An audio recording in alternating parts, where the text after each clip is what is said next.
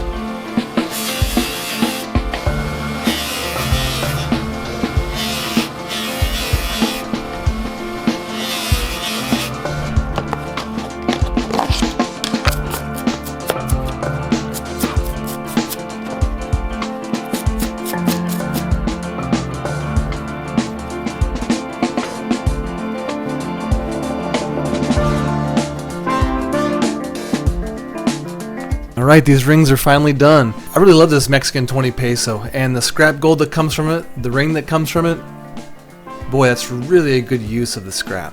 Make sure you check out my website, Changeyoucanwear.net, to check out the rings I make. This Mexican peso will probably be up there by the time you guys see this. And then the other ring that comes from it, I'm thinking about selling a thinner version of the lumberjack, which is this one. So I should have that up also by the time this video comes up. And if you guys want to know where I get my tools, jasons.works is where I get all my coin ring tools, and pretty much everything else comes from Pepe Tools. And if you look in the description box below this video, you'll find links to both of those places. I think even for the Pepe Tools, I have a discount code there also, so make sure you're using that if you're buying anything from those guys. And I will put a link up to the video that shows me using the Pepe Tools rolling mill, so that way if you guys have any questions on how that works and how you do that, you'll have that link as well. And if you guys have been liking the music I've been putting in the videos, I've been getting that from a new company, and it's called Licked. I'll have a link in the description box below for those guys. Thanks for watching, and I'll catch you next time.